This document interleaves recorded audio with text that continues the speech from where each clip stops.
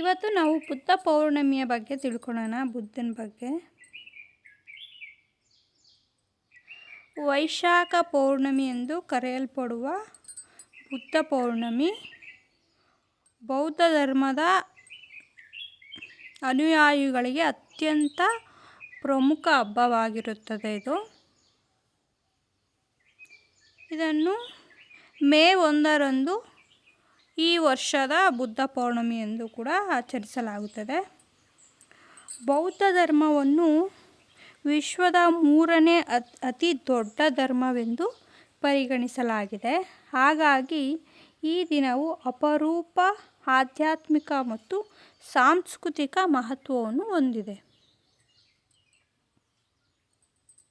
ಈ ಸಂದರ್ಭದಲ್ಲಿ ಭಕ್ತರು ಪವಿತ್ರ ನದಿಗಳಲ್ಲಿ ಸ್ನಾನ ಮಾಡುತ್ತಾರೆ, ದಾನ ಧರ್ಮ ಆಚರಣೆ ಮಾಡುತ್ತಾರೆ, ಪೂಜಾ ಪ್ರಾರ್ಥನೆಗಳಲ್ಲಿ ಭಾಗಿಯಾಗುತ್ತಾರೆ. ಬೌದ್ಧರು ಗೌತಮ ಬುದ್ಧನ ಬೋಧನೆಗಳನ್ನು ಅನುಸರಿಸುತ್ತಾರೆ.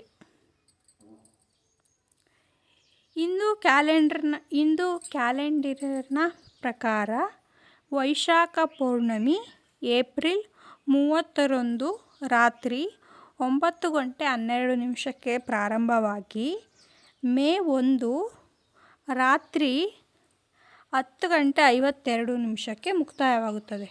ಬುದ್ಧ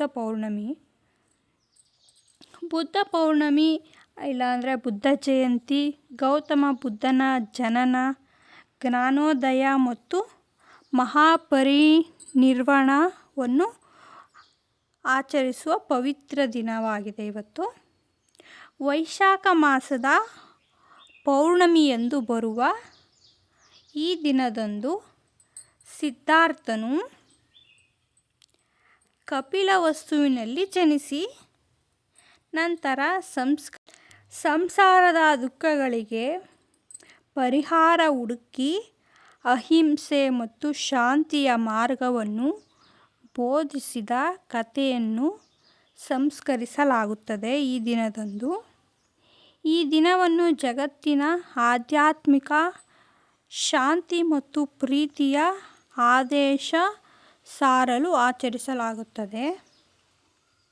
ಬುದ್ಧ ಜಯಂತಿ ಬುದ್ಧನ ಜನನ ಬಂದು ನೇಪಾಳದ ಲುಂಬಿನಿಯಲ್ಲಿ ಕ್ರಿಸ್ತಪೂರ್ವ 623ರಲ್ಲಿ ರಾಜ ಶುದ್ಧೋಧನ ಮತ್ತು ರಾಣಿ ಮಾಯಾದೇವಿ ಈ ದಂಪತಿಗಳಿಗೆ ಮಗನಾಗಿ ಸಿದ್ಧಾರ್ಥನು ಜನಿಸಿರುತ್ತಾನೆ. ಬುದ್ಧನ ಹೆಸರು ಸಿದ್ಧಾರ್ಥ. ಜೀವನ ಮತ್ತು ಜ್ಞಾನೋದಯ ಆಗಿದ್ದು ಸಿದ್ಧಾರ್ಥನು ಚಿಕ್ಕ ವಯಸ್ಸಿನಲ್ಲಿಯೇ ಐಷಾರಾಮಿ ಜೀವನವನ್ನು ತೊರೆದು ದುಃಖದ ಕಾರಣವನ್ನು ಹುಡುಕಲು ಕಾಡಿಗೆ ತೆರಳಿದನು. ಬಿಹಾರದ ಬೋಧಗಯಾದಲ್ಲಿ ಬೋಧಿ ವೃಕ್ಷದ ಕೆಳಗೆ ಧ್ಯಾನ ಮಾಡಿ ವೈಶಾಖ ಪೌರ್ಣಮಿಯಂದು ದಿನದಂದು ಜ್ಞಾನೋದಯವನ್ನು ಪಡೆದನು. ಬೋಧನೆ ಬಂದು ಜ್ಞಾನೋದಯದ ನಂತರ ಸಿದ್ಧಾರ್ಥನು ಬುದ್ಧ ಎಂದು ಕರೆಯಲ್ಪಟ್ಟನು. ಅವನು 4 ಆರ್ಯ ಸತ್ಯಗಳು ಮತ್ತು ಅಷ್ಟಾಂಗ ಮಾರ್ಗಗಳ ಮೂಲಕ ಅಹಿಂಸೆ, ಶಾಂತಿ ಮತ್ತು ಸಮಾನತೆ ಬೋಧನೆಗಳನ್ನು ನೀಡಿದನು.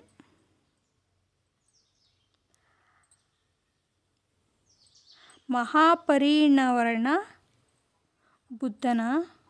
ಬುದ್ಧನು ತನ್ನ 80ನೇ ವಯಸ್ಸಿನಲ್ಲಿ ವೈಶಾಖ ಪೌರ್ಣಮಿಯ ದಿನದಂದೇ ಕುಶಿನಗರದಲ್ಲಿ ನಿಧನವಾದನು. ಬುದ್ಧನ ಮಹತ್ವ ಏನು ನಾವು ಜ್ಞಾಪಿಸ್ಕೋಬೇಕು ಅಂದರೆ, ಬುದ್ಧ ಪೌರ್ಣಮಿಯು ಬುದ್ಧನ ಜೀವನ ಮತ್ತು ಬೋಧನೆಗಳನ್ನು ನೆನಪಿಸಿಕೊಳ್ಳುವ ದಿನ.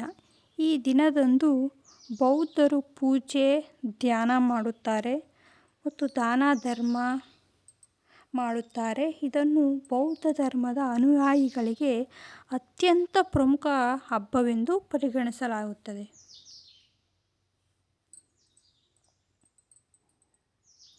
ಇನ್ನು ಜಗತ್ತಿನಲ್ಲಿ ಈ ಏಷ್ಯಾ ಖಂಡದಲ್ಲಿ ಎಲ್ಲೆಲ್ಲಿ ಬೌದ್ಧ ಧರ್ಮ ಈ ಬುದ್ಧನ ಜಯಂತಿ ಆಚರಿಸುತ್ತಾರಂದರೆ ಬಾಂಗ್ಲಾದೇಶ, ಭೂತಾನ್, ಕಾಂಬೋಡಿಯಾ, ಮೇಘಾಲ್ಯಾಂಡ್, China, Hong Kong, Indonesia, Japan, Malaysia,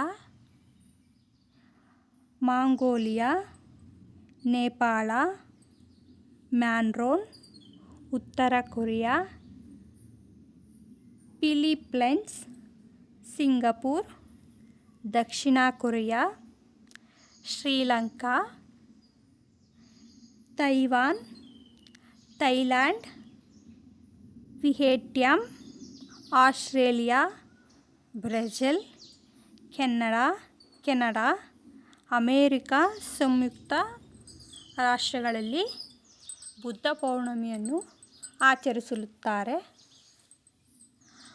Buddha ಜಯಂತಿಯಂದು ಪ್ರತಿಯೊಬ್ಬರೂ ದಾನ ಧರ್ಮವನ್ನು ಮಾಡಬೇಕು. ಶಾಂತಿಯಿಂದ ಇರೋದಕ್ಕೆ ಪ್ರಯತ್ನ ಮಾಡಿದರೆ ಇಡೀ ಜೀವನ ಪೂರ್ತಿ ಶಾಂತಿಮಯವಾಗಿರುತ್ತದೆ.